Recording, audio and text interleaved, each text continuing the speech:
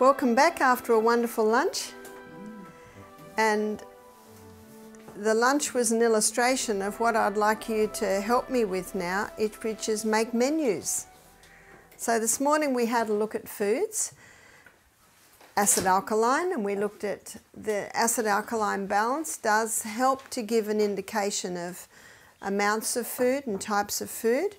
We looked at the fantastic fats lecture, which also showed different fats and looking at it from the molecular structure of the fats, what types we need and how they're used by the body.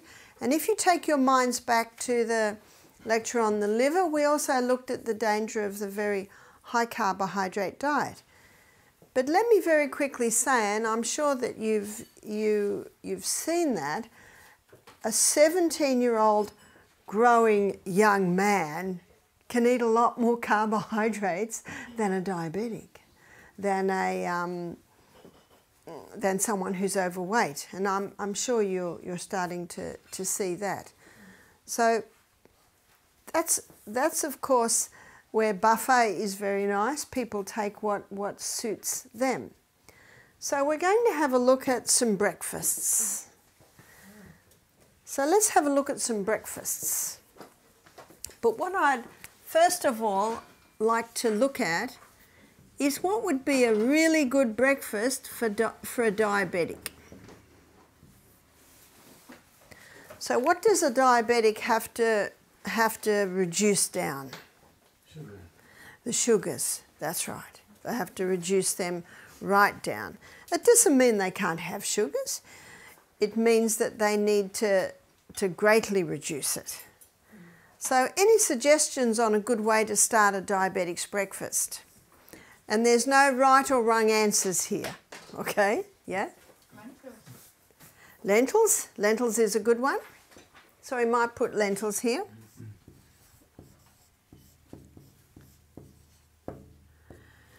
What we aim for is half cooked, half raw. And the reason why we like half cooked, half raw, because raw will deliver what cooked won't, and cooked will deliver what raw won't. But if someone's got an irritated lining of the gut, then maybe not raw. So you can see how you would adjust your menus according to the person and according to what their problem was. But this person does not have any gut problems. Their problem is diabetes. So what else could go with the lentils? Walnuts. I'm just wondering, what do you mean raw would deliver?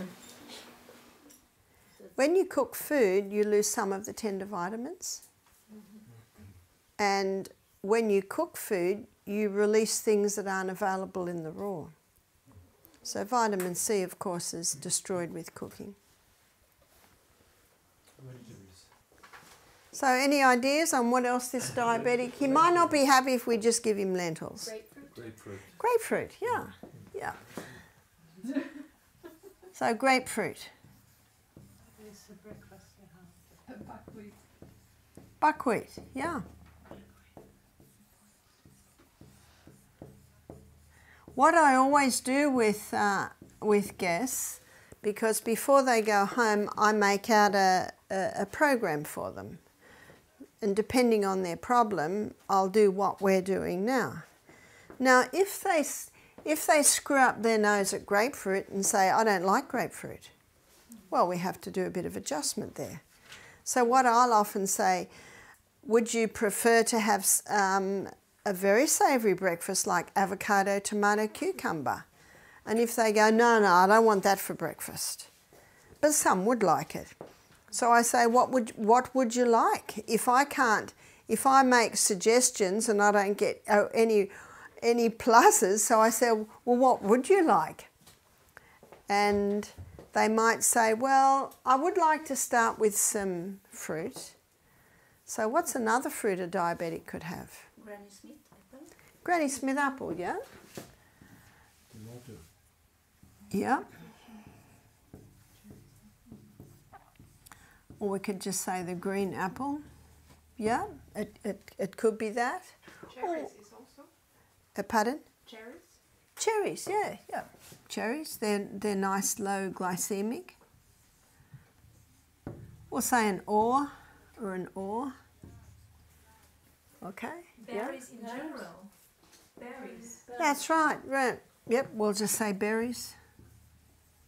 He might live here and on his morning walk he might pick blueberries.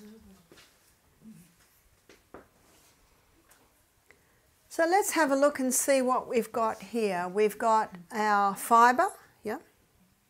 Everything has fibre. We've got protein, we've got some protein in the buckwheat, we've got some protein in the legumes, the lentils. Fats? Avocado. Yeah. Yeah. Avocado could come up with the raw. And of course avocado would depend on where the person lives, because sometimes the avocado is just too expensive or not grown there.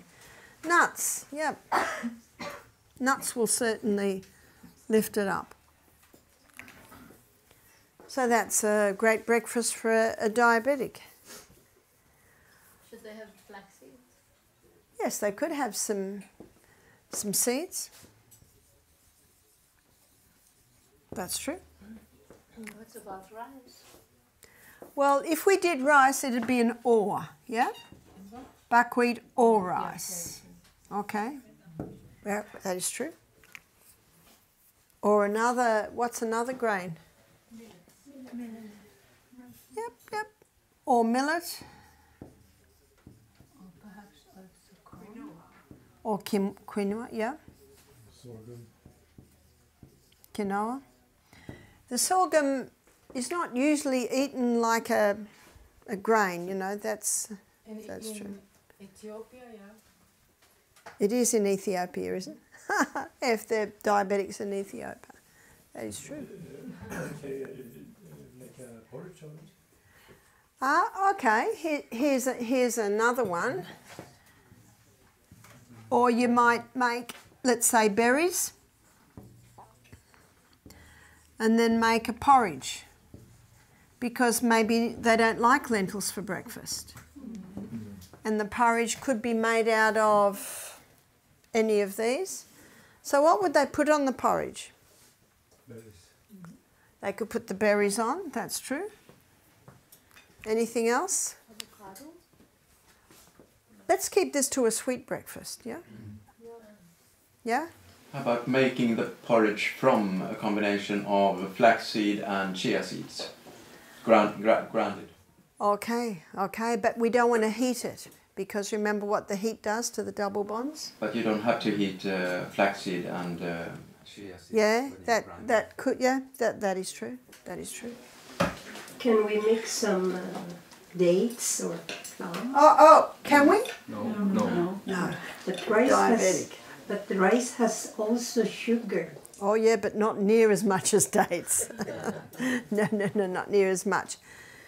So may I suggest a sweetener that is at very low glycemic and could make that taste very nice is stewed apple. Stewed Granny, yeah? So stewed Granny Smith apple.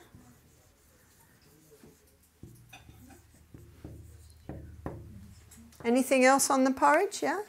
Can we also use stevia? A little, yeah. Stevia. Stevia is a sweetening that's low GI. Yeah? Would it be possible with a bit of fennel to make it a bit sweeter? Fennel. Yeah, I'm thinking on sweet herbs. Okay. Perhaps. But I'm also thinking of the average person living in the city. Now, what do you like on your porridge? What else do you think we could put on that porridge? Yeah. Soy milk. Yeah. Isn't that what people like on their porridge? Yeah. So they could be a milk, yeah? So they could have soy milk. Vanilla. Pardon? Vanilla. Vanilla? Yeah. It's often in the soy milk. Or any other milks? Almond. Almond, yeah. Any other?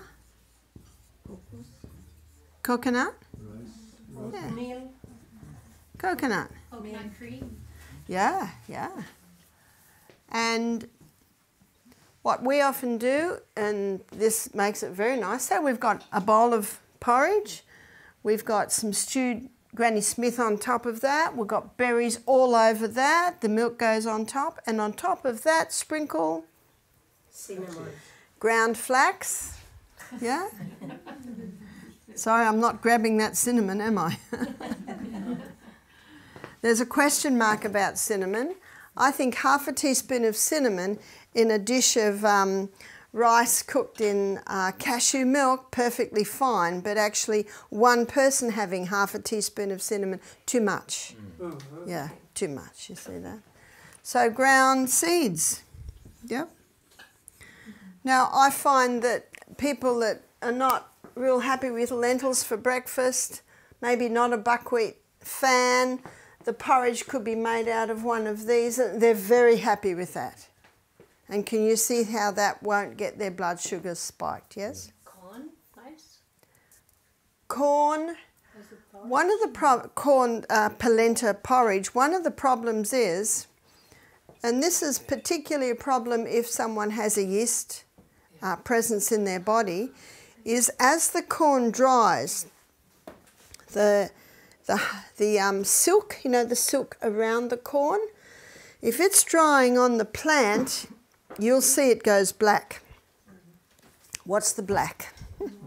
It's mould. And Dr. Robert Young, in his book, he says that dried polenta is often tainted with some mould. So we sort of keep away a bit from the maize, the dried corn, especially if they've got a yeast problem. So, and also, pretend you're a diabetic. Is there a breakfast there you would be happy with? Yeah? Is it the same with corn kernels for popcorn, if they're organic? Yeah, it's a question mark. It's just that if someone has a yeast problem, they're just best keeping away from the dried corn. This is not fresh corn, because fresh corn has been picked, the fresh silk's off, and it's cooked. Whereas the dried corn, most dried corn you buy is dried with the covering on it.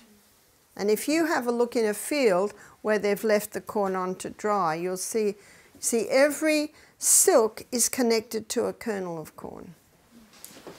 What about the sweet potato with ginger? Will that be good? Well, where will that fit? Okay, we could. It might fit in with this.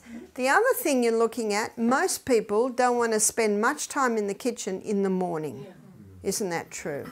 And so what we'd suggest is the porridges could be cooked overnight, or if I'm the lady of the house, I'm up at 5, so I'll often put something on a low heat as soon as I wake up, and not many people wake up as early as I do.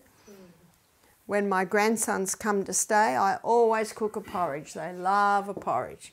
Michael and I never have a porridge, but they love porridge, so I make it for them. Yes? I have cinnamon, but not from the bark, but from the flower of the tree. Is that the same? Because it's also tasting something different, but it's also not the same tree. Do you know, that's something I cannot tell you. I do not know that. But in many dishes that require cinnamon, I'll often put coriander powder in, and that, or cardamom. Cardamom's very nice, yep. Let me suggest another breakfast. Let's say avocado.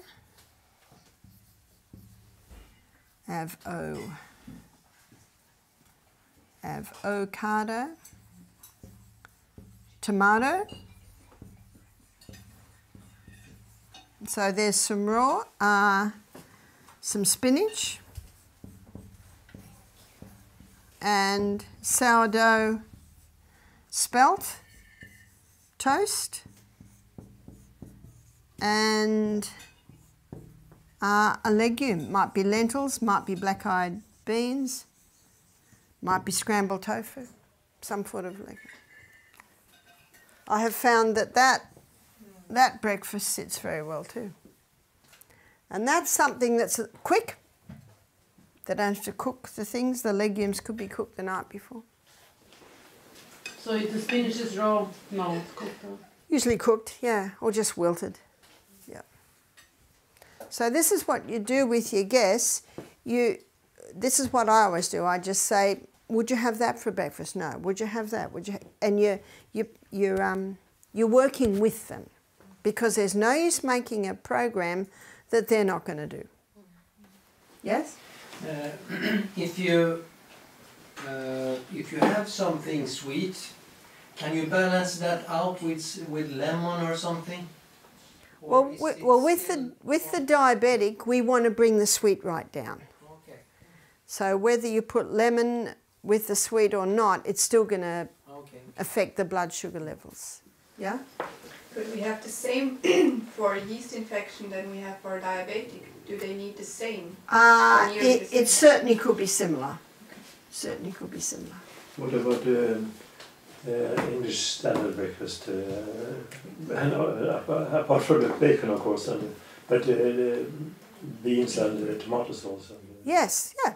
Potato. Yeah, so that could be the legumes there. Yeah. You could have some. In Australia, Vegetables too. well, yes, they could have some vegetables. I'm just working with most people that don't want to cook in the morning. They want something quick and easy. That's true, yeah. What do you mean by SD spelt toast? Sourdough. Yeah, what? The sourdough. Oh, sourdough. Sourdough spelt toast. Yeah. Yeah. Buckwheat granola, I think a lot of people like granola. That's true. So we could go over to the more sweet one, is buckwheat granola.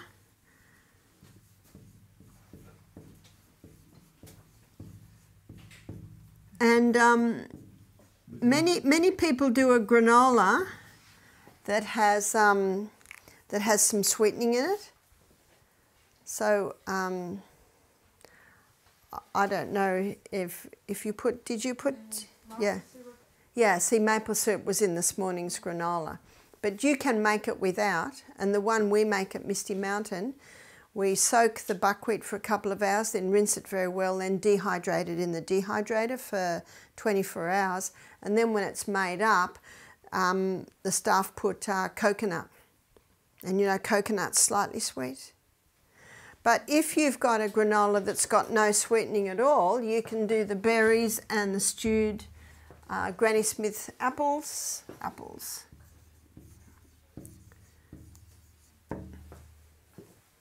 I say that? Yeah. Oat. Is that okay for? Oat. Yeah. That's a possibility. That could be Porridge. the porridge there. Yeah. If people like oats, I say make sure they're well cooked. Ideally in a slow cooker overnight, and just don't do them every day. And Barbara, this is a Western breakfast. If it is for Asia, that will not fit at all. So we find something that does. What would an Asian like? Much cooked rice, for example. I don't know what will be the combination. Yeah. See, the white rice gets the white rice gets the blood sugar level up high, but your basmati and your brown rice are low. And rice must have 1 hour at least to break the starch granules down. So if you're cooking it in a rice cooker, it'll usually turn off after, 20 minutes, half an hour? Yeah. And then what you do is you just leave it. And you do not touch it for another half hour. And in that hot environment, it continues to cook. Yes? Is that full corn basmati? Pardon? Is that the whole basmati rice? It's here often white rice. Okay, so it can be white basmati, but you can get whole grain basmati. But you're talking about the whole grain basmati. Either. So they're both low in. Yes. What's the reason for that compared to jasmine rice, for example? What's the reason for that? To explain it, I need to go to the potato and the sweet potato. So then the question is, why is the sweet potato low and the white potato high? the only way it can be determined is under a microscope. So under a microscope, the white potato has a loose fibre structure which quickly releases the glucose, but the sweet potato has a very tight structure. And the tight structure slowly releases the glucose. So one would question, why is a sweet cherry have the glycemic low and the banana high? Same thing. It has a lot to do with the starch structure. So because the basmati is a slow releaser, all I can come to the conclusion with is it's a tight structure. And of course with brown rice, because of the fibre, we know that that slows the release down, whereas just your usual white rice, that's a quick releaser. So I guess with an Asian, it'd be stir-fried vegetables and rice. Would that be right? I could think of a sweet potato with ginger. It will go. But that by itself is not enough, no. Is it? No. And so I guess tofu in a stir-fry. But then again, porridge, they cook it in a different way. Cook it in a different way. So you'd have to go for your low glycemic. So when I was in Singapore, the lady I stayed with, she did black beans in the slow cooker overnight. So every morning we had a bowl of black beans, and we had an amazing array of fruits that I'd not had before, and nuts. Now can you see that you've got a good supply of your fibre and proteins and the fats in the nuts. So every meal you make, that's what you're looking at. Where's my fibre? Where's the protein? Because if you don't have enough protein, it's difficult to go the distance. And your fats.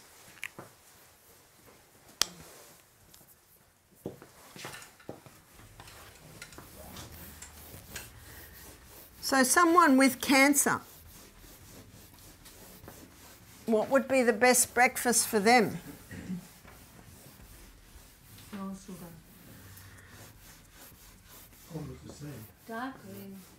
A little bit different. We want to get those carbohydrates right down. So with the cancer, we usually advocate 6 weeks no fruit. So what would be their breakfast if there's going to be no fruit? Berries. No fruit. No fruit. No fruit. We want to get the glucose levels down even lower. Pardon? Also lentils or beans? Or Yeah. What would we do for the raw? vegetables. There's a group of classified as fruit, but almost not classified as fruit because they're the savoury fruits.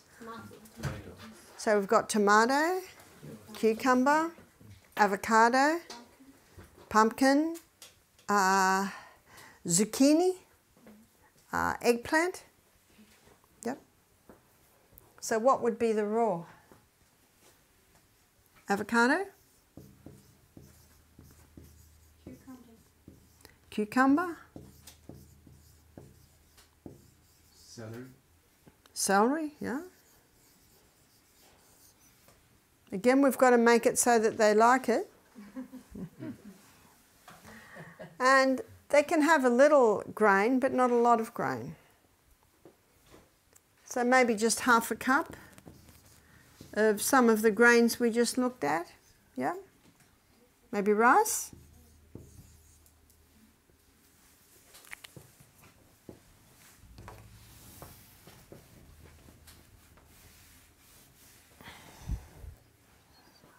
You've gone quiet. I like some color to that. It's green. So will we put buckwheat? Or rice? And we can have some green. What would be some green? Broccoli? Yeah, or you could have some steamed vegetables maybe. Steamed veg, we'll just say steamed veg. again, it depends on the lady of the house that's doing the cooking. Okay, we've got our fibre. Got a little bit of protein in here, not a lot. Protein?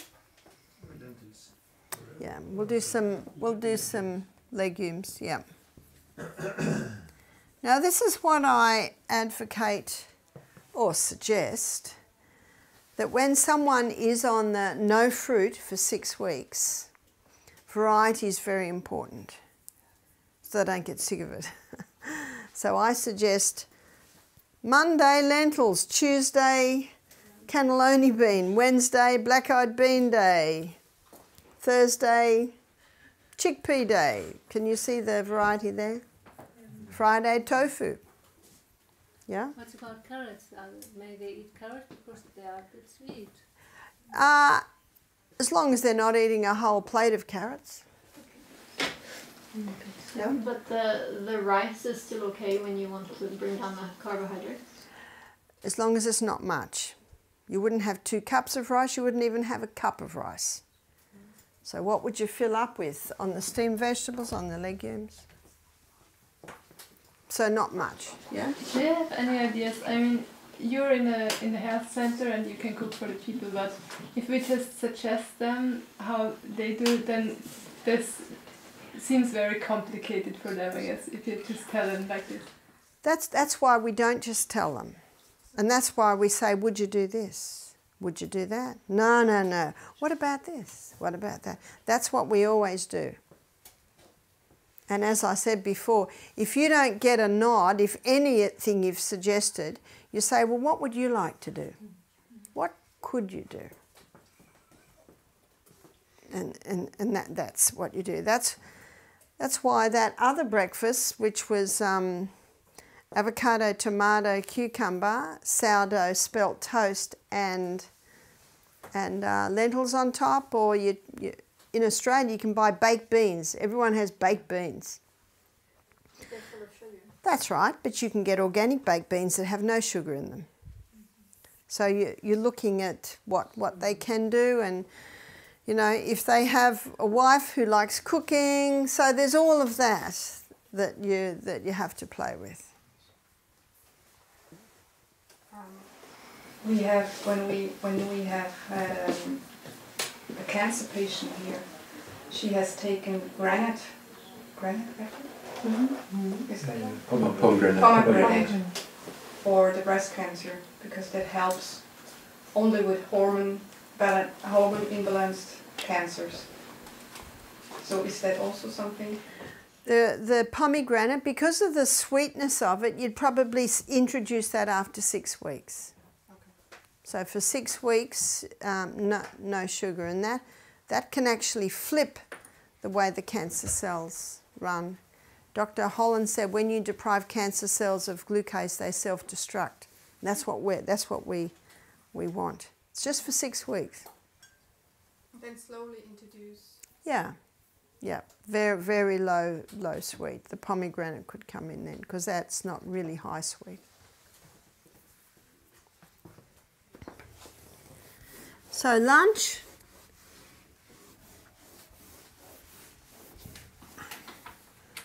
Let's have a look at a diabetic's lunch.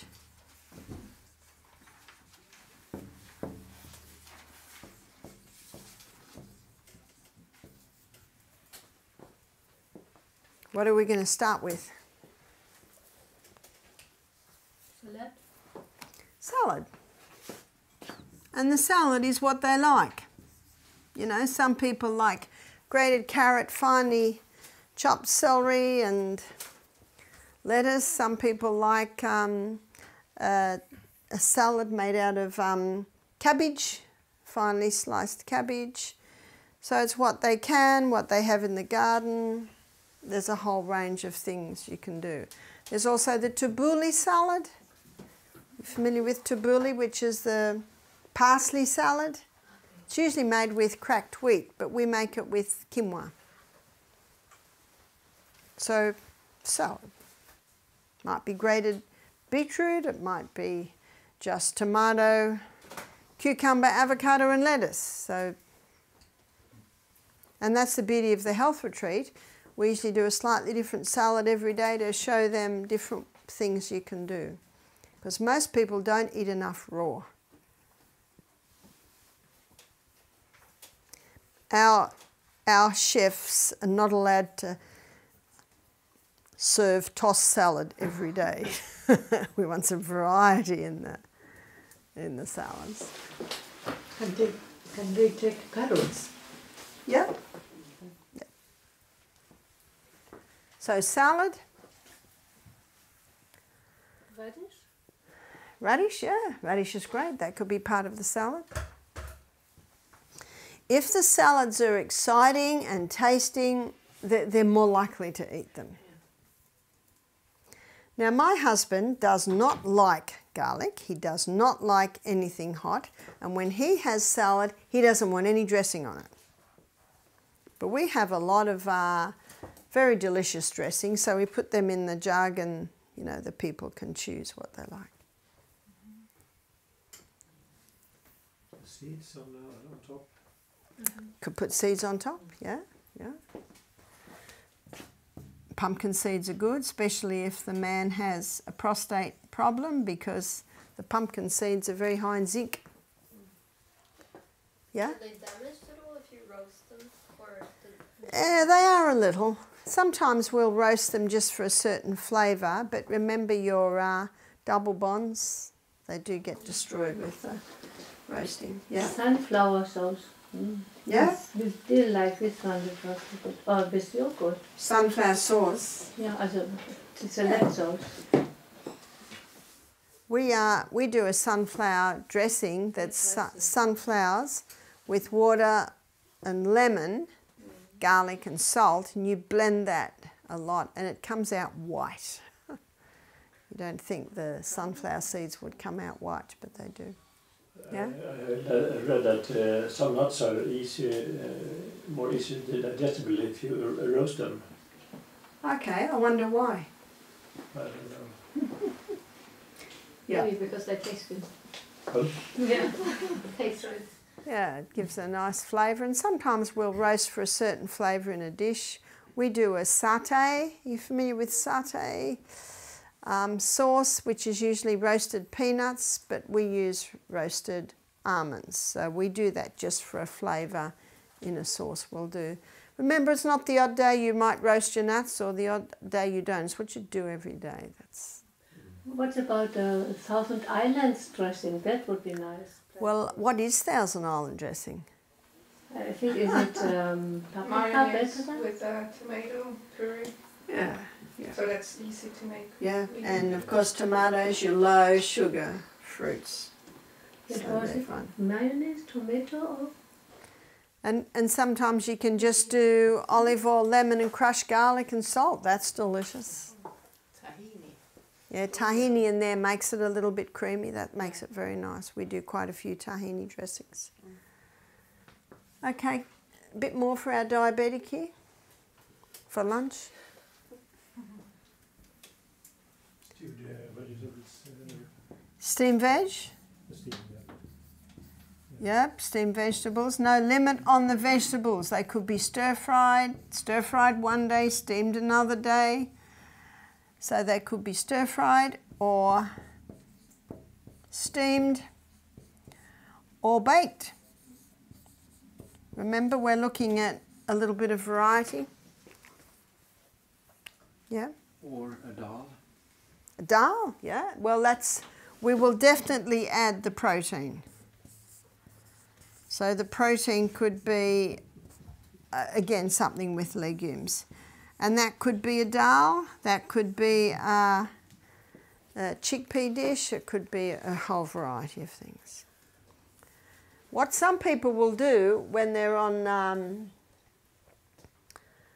a food program like this where they're trying to get those sugars down, they'll make, say, a dal for lunch and then they can have that the next morning at breakfast, a little bit. And they'll have it on toast for breakfast with avocado and tomato, and for lunch they'll have it with vegetables and salad.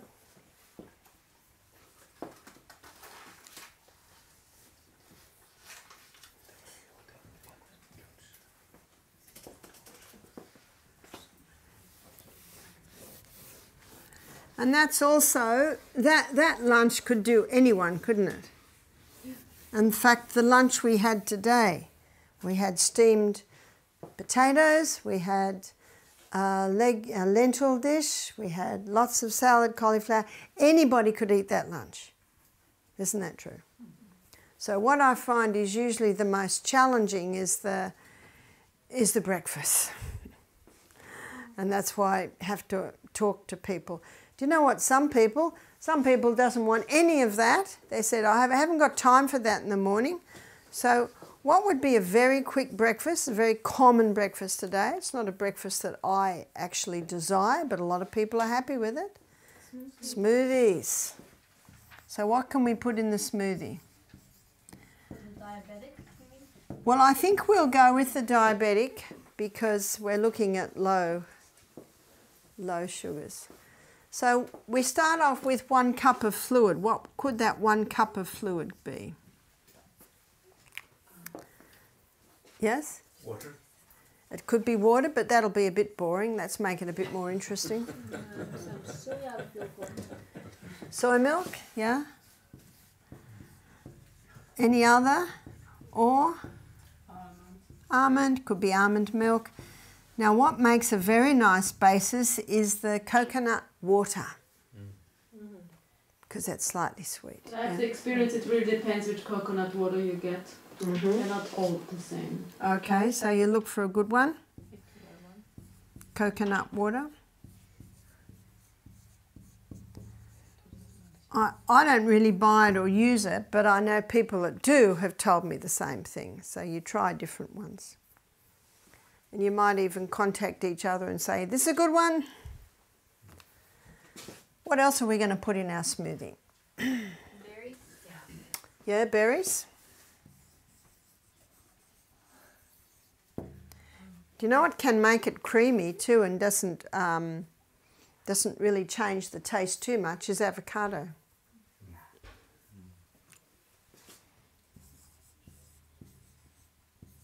And when we put the avocado in, we're putting a few more minerals in. We're putting a very nice fat in. Some nuts. Yeah. Okay, yeah, some nuts, seeds. What makes it very nice is the chia. The chia gives it a bit of thickness. Or the ground flax, yeah. Seeds. Now if it's for breakfast, we need to up the protein a bit. So what we suggest is a protein powder.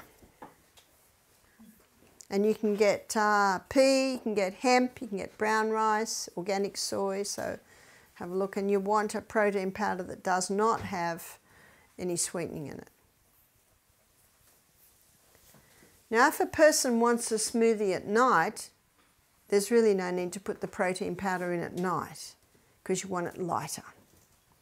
But in the morning, this is taking the place of breakfast. So our fibre will be in the berries, avocado, nuts and seeds. The protein, well, that's where we do the protein powder. There is a little bit in the nuts and seeds. And the soy milk? Yeah, there's a little bit there.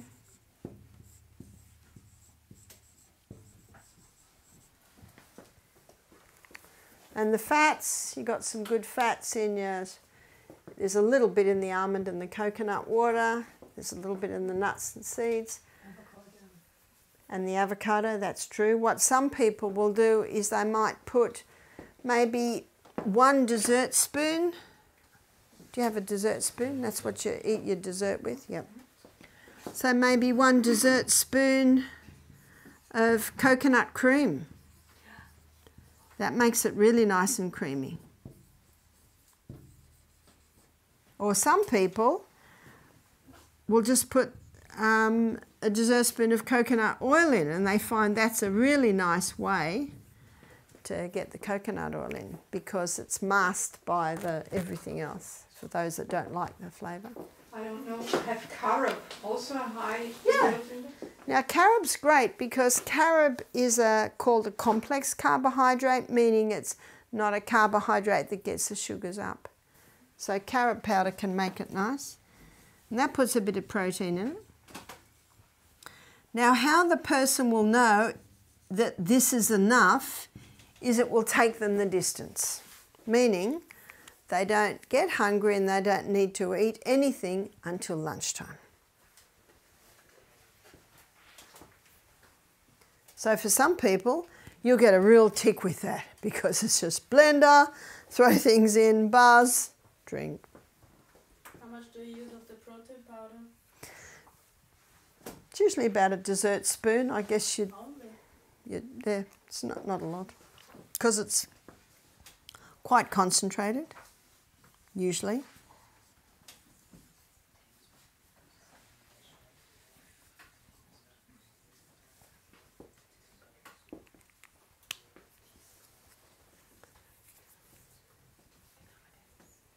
So that can work. Works well for the bachelor.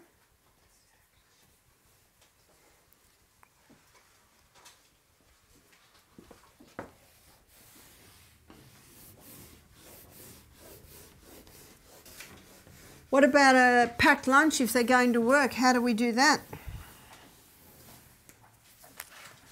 Lunch.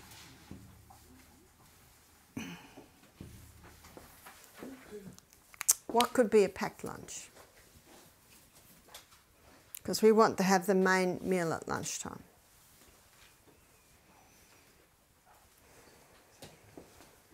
Salad? Yep.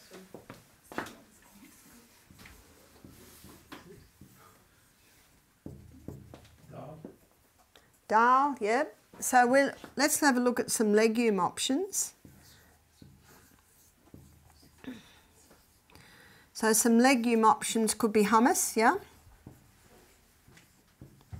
Could be lentil burger, yeah? So we're looking at something that can be done at lunchtime. Now the dressings, we've just been talking about dressings, and we talked about a lemon oil, put a bit of tahini in it, makes it creamy. So you've got a crushed garlic, you've got a nice creamy dressing there. If it's too thick, you just put a bit of water in. Makes it delicious dressing. So an easy, quick lunch is the dressing, which you made on a Sunday afternoon or the day before, and a tin of cannellini beans, say, or a packet of cannellini cooked beans. Rinse it well and put those two together. Got that? That's very nice. Like and that's very, very simple. It's just beans with a nice creamy savoury sauce.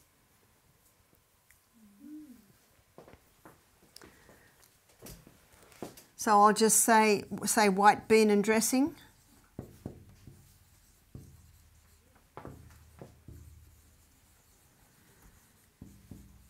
There's something else, is marinated tofu.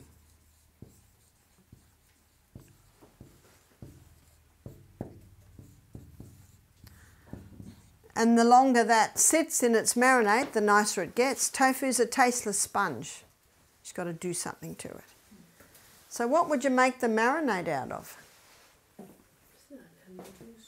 Lemon, oil, maybe crushed garlic, maybe a little grated ginger, salt, maybe a little miso in that. Sitting in that makes it very nice. I had something very nice at one time. It is from a man who grew up in Egypt. It was a can of red beans and a little can of concentrated tomato puree, but I don't know if you would like to use it, with some, he was sauteing some onions and a bit of garlic and put all together. And this he put on a piece of bread. And is it good to have gluten-free bread? If you can get a nice one. Yeah. It's a bit hard to find a nice one. Yeah. A lot of gluten-free breads aren't very nice. Yeah. So sometimes you're better to use rye crackers, Okay. something like that. Yeah. And that's certainly something that they might put in crackers. Again, you've got to read your labels, make sure there's no sugar in there. I found something and I travel with them all the time. They're called Fin Crisps. Yeah. And they're a rye cracker. And I travel with them, so if there's not much, I can have Fin Crisps with avocado. That's so this is packed lunch, yeah. There's something else that that's an easy additive, and that's olives, yeah.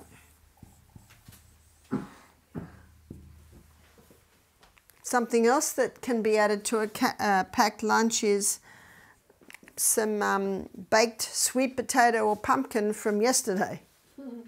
So when the meal's being made, do a bit of extra baked sweet potato, baked pumpkin, and they're nice cold. So we want a lunch that's nourishing.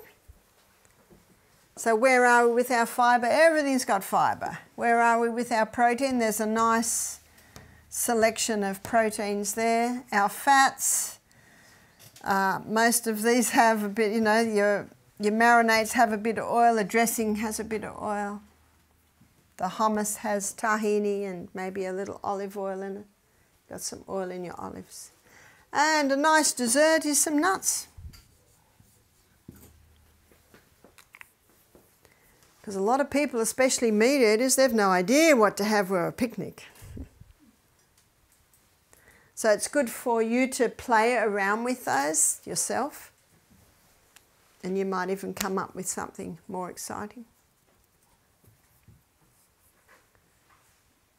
So if they have that for lunch, maybe that's not as substantial as they would usually have if they were at home. And maybe if it was a bit earlier, maybe their lunchtime is 12 o'clock, well, they're going to be hungry at night. So what can they have at night? Yeah? The smoothie without protein. Yeah, it could be the smoothie without protein, much less complicated. A soup. Soup, yeah. And a soup, big pot of soup can be made on a Sunday afternoon, and maybe you'll leave enough for Monday, Tuesday, Wednesday and freeze the rest. Soup is something easy that can just, or it can be made of an evening for the next day. So freeze in portion sizes.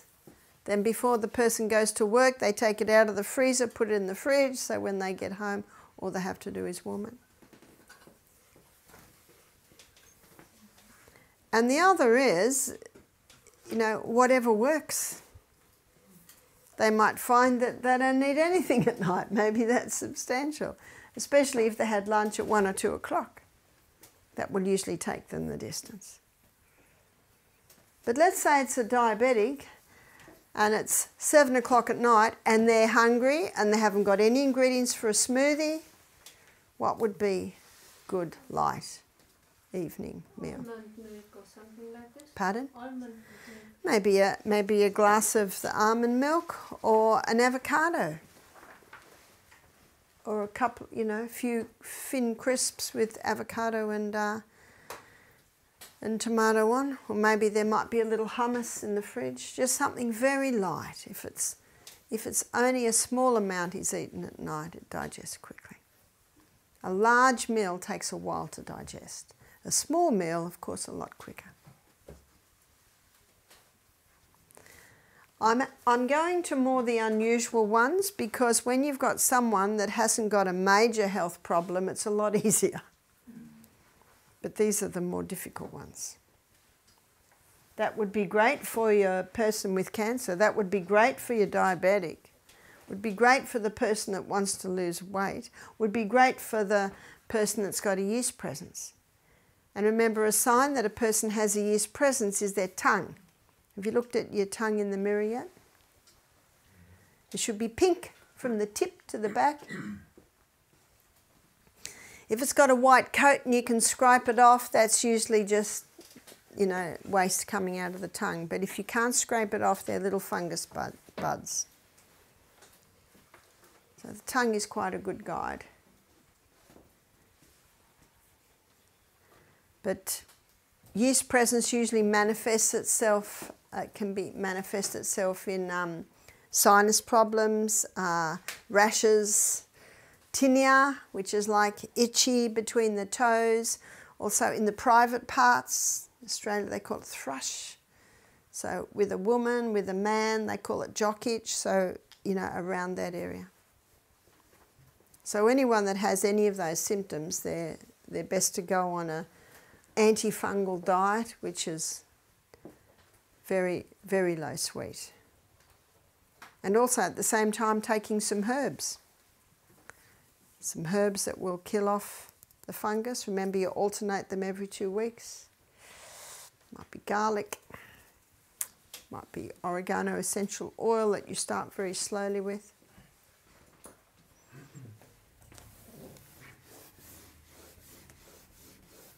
So my aim was to give you an idea of the sort of things that a person could eat for these different problems, yeah? What about a keto menu? Okay, rightio, let's do a keto. Keto breakfast. And why would someone be on a ketogenic diet? Neurological problems. Neurological. Remember the especially the coconut oil is broken down to ketones, which are neurohealers, neuroprotectors. So let's have a look at a keto diet. Fiber's important. Some raw. Cheesecake, coconut oil. No, we're not going to have cheesecake on the ketogenic diet for breakfast. The healthy one, of course. How do you do it then? So the keto, remember the carbs are right down, so we want some savoury fruits. Brings us back to tomato, yeah. Cucumber. Avocado, yeah.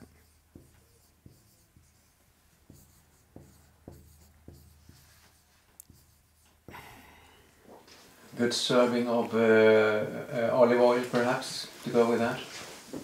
Yep. Could be, you know, for one person, maybe half a teaspoon sprinkled over. Half a teaspoon. Mm-hmm. That's not a lot. No, it's not. If they can handle that, they could have more, but most people can't handle a lot because it's very concentrated. But what's the fat that we want the ketogenic pea? The coconut. So we had a young man who had a brain tumour, so we wanted him to have the coconut oil, and he could not handle it. Some people can eat it off the spoon and love it, but he could not. So we made him a chocolate, and he could have a couple of squares of this after every meal. So what we do with the chocolate, it was coconut oil, carrot powder, and to make it creamy, we put tahini in. So it was basically that, and you can see that the carrot powder is slightly sweet, the coconut oil is slightly sweet. You could even put some coconut in that. Some shredded coconut and even some ground nuts. Especially cashews, because cashews are a nut that have a slightly sweetness about them. So our chef did all that and he was very happy. After every meal he could have two squares of his chocolate. Mm-hmm. Yeah? But if it's brain issues, they could have fruit then, couldn't they? No, no, because it's cancer, so we want it right down. Yeah? I guess a dal would be nice for keto as well. Very nice, yeah.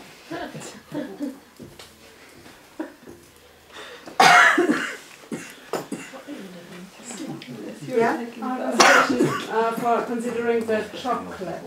Yeah? I made it, but I had some dates with it. I mean, not for the keto, I understand that, but it did not mix together. Yeah. So you melted the coconut oil, you really need to...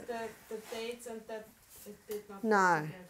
what you need to do, if you're putting something lumpy in like that, you need to melt this and really beat these three together. Beat them together very well. Sometimes a little blender or a bay mix to just get the mix really good, yeah? Often they say put in lecithin, but I don't know what. Lecithin's like you can try. And the other is play with it a bit. Maybe a little tiny bit of soy milk might get it around a bit better.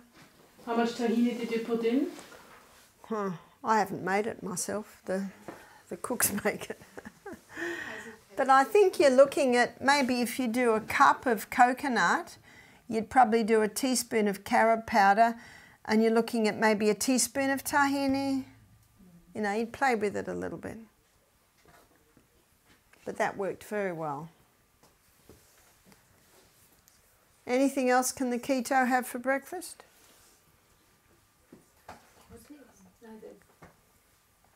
Nuts. I think they need a bit more, do you? Yeah, nuts. Yeah, some nuts.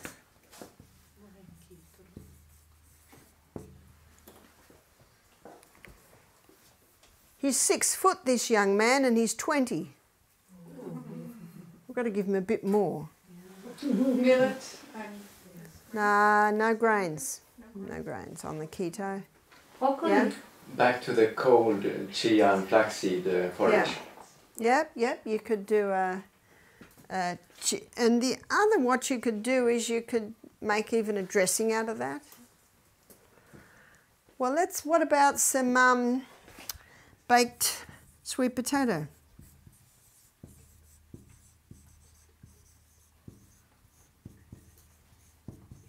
That'd help. Want to fill them up? Buckwheat.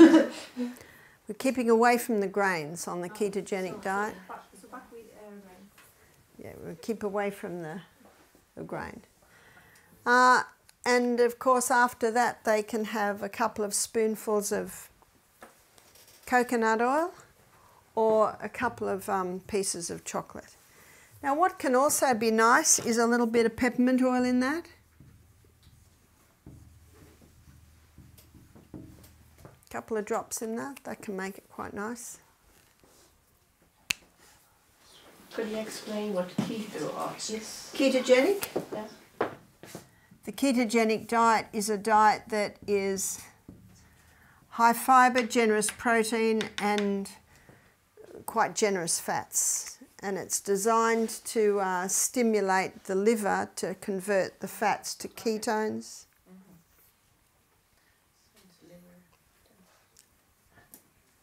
So the lunch we had today, the ketogenic diet, would we make any adjustments considering lunch today for the ketogenic diet? I have a question for the breakfast still. Are there any fruits allowed? Not on the ketogenic. No, No. not at all. No. Not great. Not even berries. Not initially. You're really trying to get that sweet right down. Take away the potatoes. That's right, yep.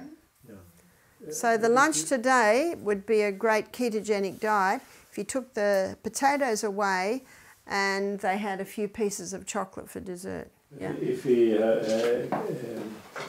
cool the potatoes, can we eat them then? Because the starch changes when you cool it. We want all starch out for the ketogenic. But for the cancer patient, that lunch today would have been perfect. They just don't have 6 pieces of potato. They might just have 2. Because Professor Constantini, he found that just under the skin of the potato, there are antifungal properties. So you balance it out with the GI and that.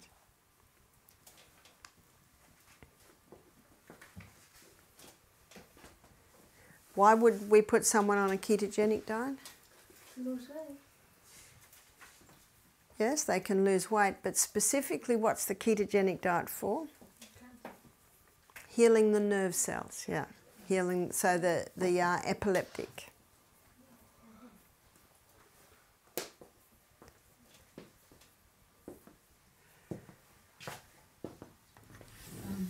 Would it also help with nervous disorders, others? same size? Yeah, but not. Again, when you've got someone who's very anxious, you know, they can be, you know, you got to get food that they're happy with. Because if you take too much away, a lot of people use the food for, you know, comfort a bit.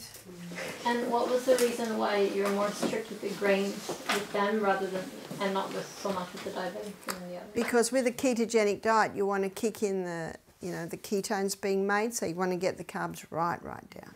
And how does that happen? Like, why would the low carbs make more ketos? Well, it only makes more ketos if you're having the fats as well. But you had sweet potato here. That's right. The beauty of the sweet potato, it's low glycemic index, so there's a low delivery of the glucose. How long does this take? How long would I have to do that? 6 weeks? It just on the ketogenic diet. Yes. It just depends on the problem. So it might be for 6 months to control seizures. So this is quite serious, because you know, seizures are quite serious. Yeah. I'm quite sure that there are some recipe books or cooking books about the ketogenic diet. Perhaps there are some hints to replace those things which are not good instead of the other things, and then it's easy to translate. Well, your ketogenic diet cookbooks will be nearly all meat. Yeah. And so what's important to explore is the many different ways to do your legumes. And I think I mentioned that my first cookbook was an Indian vegetarian cookbook. They know how to do legumes. So many different ways, so many different flavours. Yes? There is a cookbook, the name is The Ultimative Keto Vegan Cookbook Recipes. Okay. So, Okay, yeah. some out there. Yeah? But still, when you're used to the carbos and you don't get it, I would starve when I eat this. You would be surprised how you don't. And it's because of the legumes fill you. Then I have to eat much that I get filled up, right? Well, it depends. If it's going to be on the ketogenic diet, you fill up with the legumes and vegetables. So there is no limit to the amount. Well, if you, the only time I've seen, so we had a cancer patient who was on the, low carbs, and they said, but I'm losing too much weight, so I investigated what they were eating, and they just were not eating enough legumes. And they were hungry all the time. See, the three things that satisfy your hunger are fibre, protein and fat. And there are carbohydrates in the legumes, not near as much as in the grain. There are carbohydrates in the nuts, but not very much. So that's what you're looking at. If you're hungry 3 hours after the meal, you come to the conclusion, well, I've got to put a bit more in. I've got to do something else here. And at Misty Mountain Health Retreat, when our guests break their fast, we serve crackers. And the crackers we serve are not made out of grain. So, the paleo really gets the grain out. So you can buy paleo crackers, paleo mueslis. You can do a lot of paleo things, but they're all made out of ground nuts and seeds. So the crackers that the staff make, I think it's grated carrot. I think that's sort of the main thing that goes in there. And then ground seeds and nuts, I think that's what they do. And they spread it out onto sheets and dehydrate it for 24 hours, and then they crack them open. There's your crackers. So it can be hummus and avocado on crackers, as well as a dal,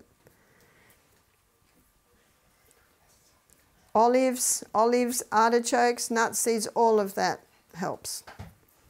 Olives can be added to every meal. So olives are a savoury fruit.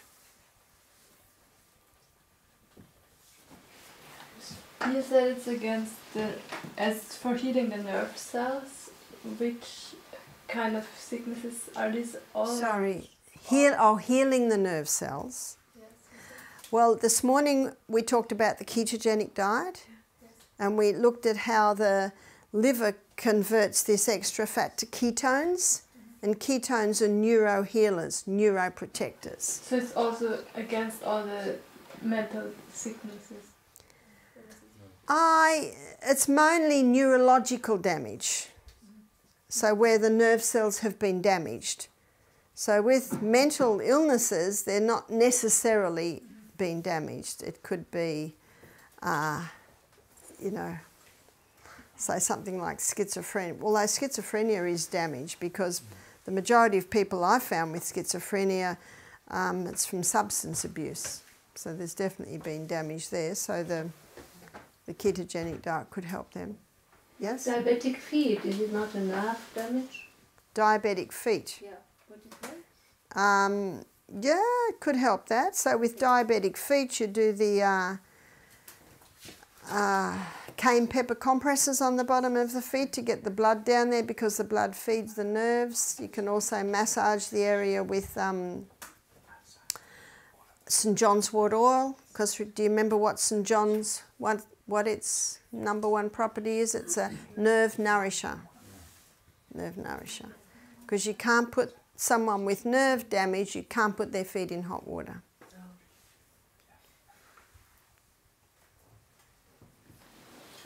What about some onions for cancer, lunch and diabetic? Fantastic. Onions are very low sweet. Yeah. And herbs, no problem. Yeah, yeah. Yeah, food should taste fantastic. There's no doubt about that.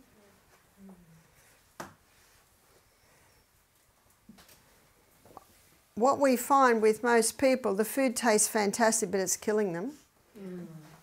Or the food's really good for them and it's got no flavour. It must have flavour. And what puts flavour in is good quality salt, good quality oils, fresh herbs. Yes? Do you do any particular diet for those who have hormonal imbalances? Not necessarily. Is the hormonal, but I do find a lot of people with hormonal imbalances, not all, but a lot, are carrying too much weight, so they do well to get the carbohydrates down. Remembering that these three foods are the ones that give you the feeling of satiation or satisfaction. And that's another thing with the fat-free diet. People are wanting to eat all day long because they never get that feeling of satiation or satisfaction. And that's what the fats give and the proteins give.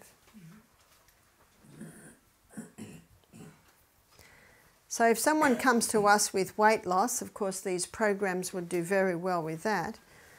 This is a common email we get is 10 kilos lost in 6 weeks. And they say it's like we're not even on a diet, we're not hungry. Because they're the three food groups that keep the food in the stomach longer. Yes? But the portioning of the food is key also, and how they lose. The portion, but what you'll find is because these give the full feeling, you don't really need to eat as much and you can have a whole plate of salad, no limit on the salad, have a whole avocado per meal. An avocado is a nice little bundle of protein, fibre and fats. It's a fruit. You could have 2 avocados per meal. You'd probably want to live in Queensland to do that, where the avocados grow. Could you revive dead nerve cells? Could you? Revive dead nerve cells. Revive the nerve cells. Sometimes you can. Yeah. Okay. I have seen nerve cells revive in the feet with the cayenne compresses. Where the people had lost all feeling in their feet.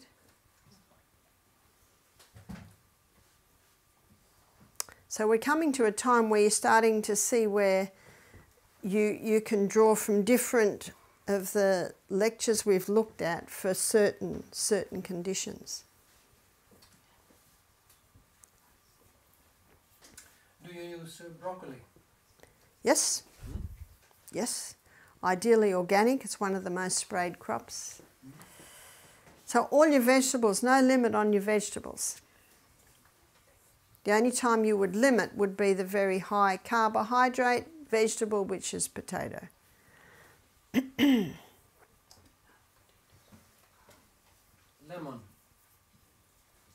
You use lemon? We use a lot of lemon. Okay. It's one of your savoury fruits.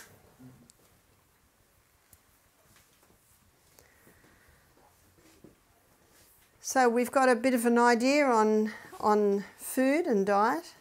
Yeah? If we're talking about menus for various people here, could we maybe have a short list of desserts for people who are not suffering from suffering from health problems? Yeah, we can have a short list of desserts. I love dessert, but I don't have it every day. So apple pie.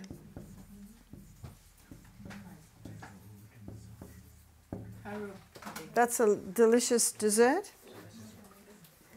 What I do is I cook the apples, but only in a little bit of water, so when they're cooked there's not lots of juice, put on a very low heat. And when they're cooked, I sprinkle sultanas. I notice that you call them raisins. And then I put the lid on, and the heat from the apple just softens them. I bake my bottom crust half, then I put the hot apples in and put the top on and bake it. Delicious apple pie. No sweetening at all in that. What do you have in the crust? I'll give you the crust. It's 2 cups of flour, and I always use the spelt. But half, huh? It can be 2 cups of wholemeal or 1 cup of white and 1 cup of wholemeal. Half a cup of olive oil and half a cup of water. You take warm or cold water? Oh, usually just tap water. Pinch of salt. And that's a delicious pastry. That pastry can be used for all sorts of things. So another nice dessert could be pumpkin pie. And what we do with the pumpkin pie is you cook the pumpkin with dates.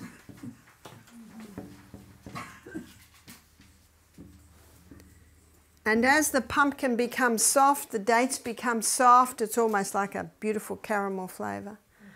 And to make it creamy, we put coconut cream in.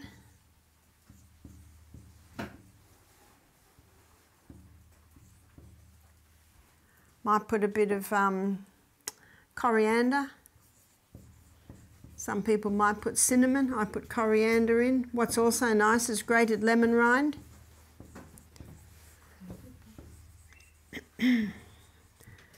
And then what you want is something that'll give it a bit of firmness. So you blend all this up once your pumpkin and dates are cooked. So something to give it a bit of firmness might be arrowroot flour, or corn flour, or white spelt. Just put some white spelt in.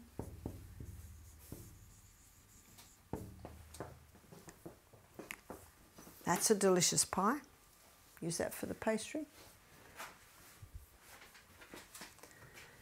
And you've got your frozen cheesecakes. If you look at frozen vegan cheesecakes, there's lots. You get lots. Another nice one is carob balls.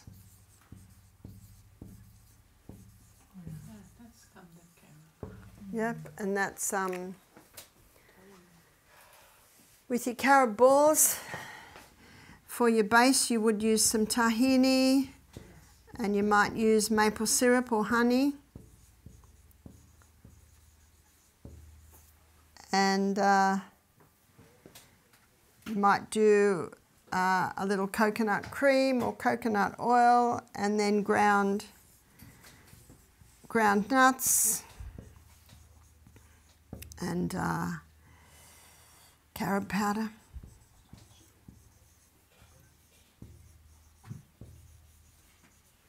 You might roll that in coconut and freeze them. It's great to have a whole lot of them in the freezer. And then the children can have one of those when they've eaten all their salad and all their vegetables. Yes? What is the carob powder? Carob powder. It's carob. I don't know what it is. It's from the carob bean. Remember when we made our smoothie, we put carob powder in? And remember when we made our chocolate, we put carob powder in? It's almost a bit like a cocoa type flavour, but it's not bitter. It's naturally sweet. Thank you. Barbara, is also carob chew, choose carob as like chips. No, chili. It's a liquid kind of carob. Mm-hmm. Carob syrup. It's just the same, so it's or. Carob syrup is ground carob. They have to have these big stones and they grind it to a syrup. Yeah. And that's also okay. Yeah, that's very nice. And that's sweet, that's nice. That's very sweet, that's true. Because carob is naturally sweet. You could also make a chocolate like the one we just made, but if it's made for people that don't have problems with sweet, then you can put a little maple syrup in it, put some dried fruit and dried nuts in it.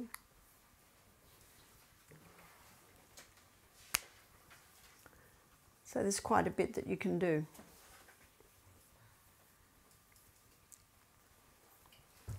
I do an apple strudel too.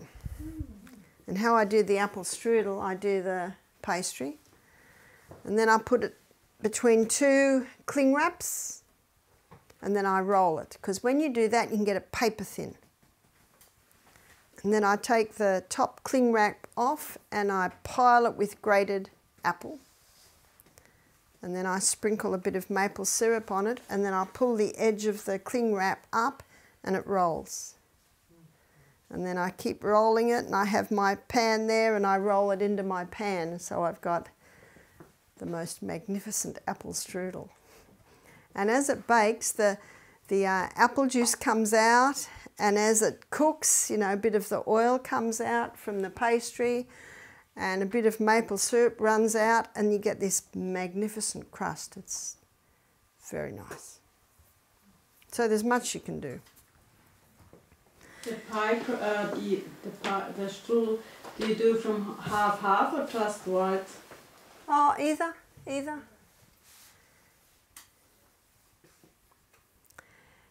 What about muffins? It's very hard to get light, fluffy muffins. I don't usually do them.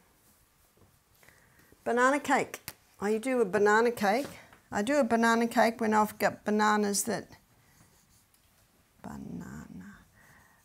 I do a banana cake when I've got yellow bananas with black dots all over them and no one's going to eat them.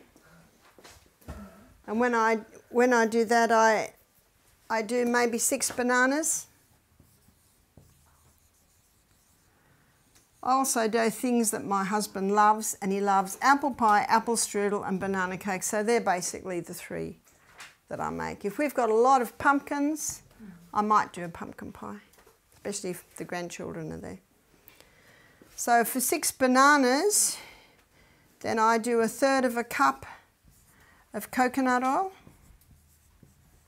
and you melt that, and maybe 1/3 cup of olive oil. This sounds like a lot of oil, but 10 people might eat the cake. So, yeah. And then the sweetening, you might put 1 dessert spoon of sweetener, So I might put palm sugar in, or I might put maple syrup. That's usually the two I put in. And then with that, maybe half a cup of white spelt flour and half a cup of wholemeal spelt. And then I'll put some walnuts, fold walnuts through, and sultanas, you call them raisins.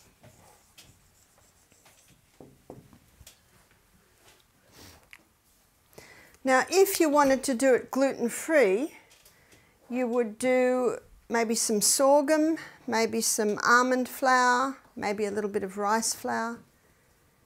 And you can Google flours that you can make gluten-free. And then I put a raising agent in.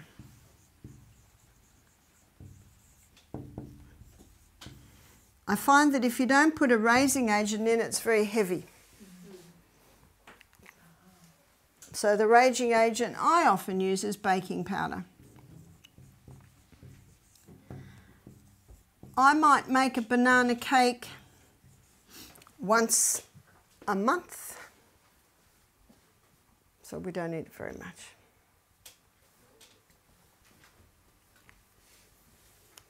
And that makes a delicious cake. So when my children had a birthday, I would usually do a waffle cake. So let's make a recipe for waffles.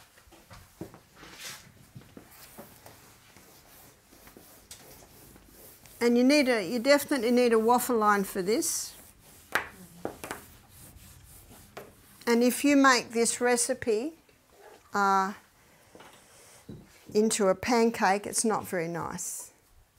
Because with the waffle cake, you've got two hot surfaces touching the batter, and that's what causes it to rise. So the waffles we make are 1 cup of soaked chickpeas,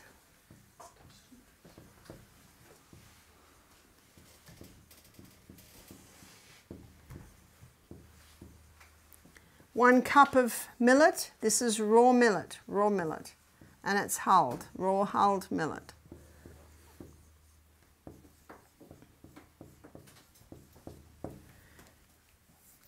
And 2.5 cups of water, and a little salt. And you blend that very well.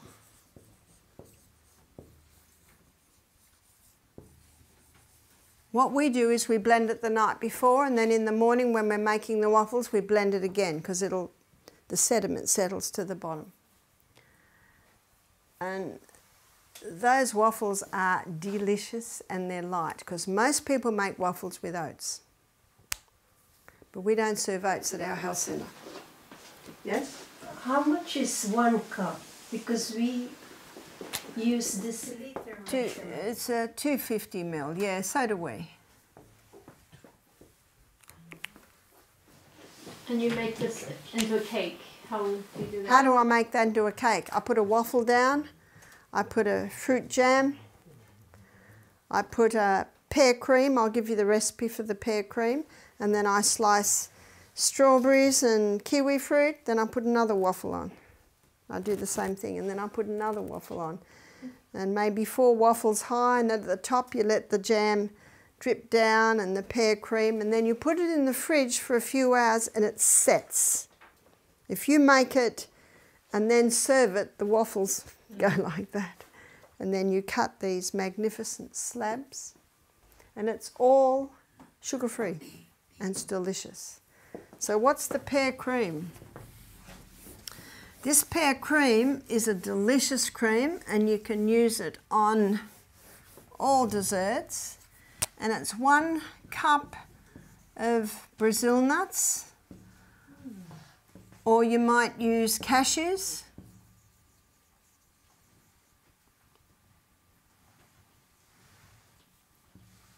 So it's 1 cup of nut, and 1 tin of pears with juice. So we get the pears in natural juice. You buy tinned pears here? Yeah, but only with sugar, I think. Yeah. Really? Yeah. Oh, in Australia nearly all pears are made in natural juice. Well, the only other thing you could do is buy the pears and cook them yourself. You use raw pears and it goes brown. It starts to deteriorate. So what you're looking at probably is, I think our tins come 500 ml.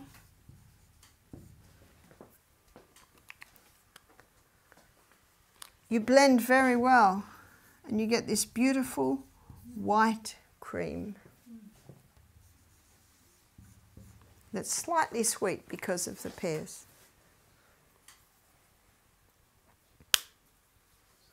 And if you want to make it a little stiffer, put a bit of coconut cream in and put it in the fridge and it'll go a little stiffer. Oh, and you put vanilla essence.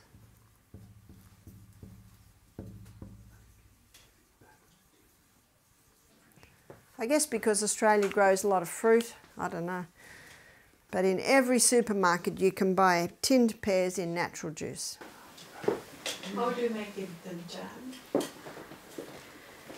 So how you can make the jam, see if you had blueberries, your wild blueberries, you heat them up, and when they're just heated up, you know, in a little water, then you thicken it with arrowroot. And depending on if they're sweet or not, you could put a little maple syrup or a little honey in. And I guess that's like a berry sauce then, isn't it? So you could use a berry sauce. But how I used to make jam when the children were little, you can buy big bottles of black currant and apple juice with no added sugar. And then I'd buy dried black currants. And I'd put the apple and black currant juice in a saucepan. I'd put a whole packet of dried currants in, and I'd bring it to the boil and add a bit of arrowroot. That was the jam I used to make the children. And put that into jars. They're not jams like your sugar jams. They're going to last forever. You mentioned muffins, but you didn't tell how you did. No, because I actually never make them. But you know, the banana cake recipe, it could be similar to that. Notice with the banana cake recipe there was no milk or no water in it, because I find that makes a heavy cake. But if you just do bananas and the oils, it's a much lighter cake. Yes? Sometimes when you eat vegetables as a main course and then should have a dessert, you should try to avoid mixed vegetables and some fruit in the same meal. So I find that a difficult issue to solve sometimes. That's right. So how do you think about that issue? Let me tell you how we solve it. We don't, as a rule, serve fruit and vegetables together. But sometimes we'll have a main meal and then we'll serve an apple pie.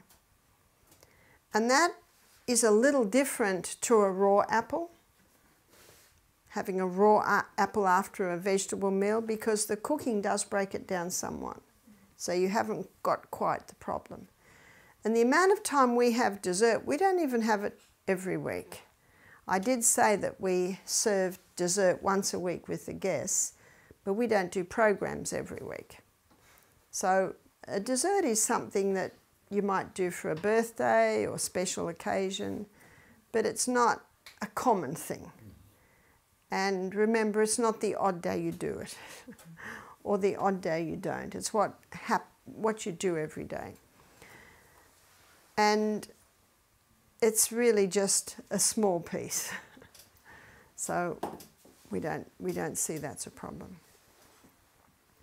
The digestion difference. The fruit is 5 hours and vegetables is 6 hours. So that's why it's spoiled. Well, it's actually not. Your food digests in 4.5 hours. 4 to 4.5 hours. And tomorrow when we go through our gastrointestinal tract, I'll be explaining this. And then it likes a 1 hour rest, so that's why 5 hours between meals. But it should be different. Well, your fruit is... Because you have something who is not having the same. And the other is, try it and see. Okay. Try it and see. See how it sits. And melons is also on some... Yeah. Yeah, we don't usually serve melons. I think Thomas Jackson, was it Thomas Jackson in America, he said, eat melons alone or leave melons alone. That was his saying. So, you know, if someone wanted to eat melons, maybe that would be a nice light evening meal, just to have some melons. Why do you not eat oats? We don't eat oats because they're high in lectins. Okay. And we do find that about 30% of our guests don't seem to handle them. So we like to serve food that we know everyone can eat, so that you aren't doing special food for special people.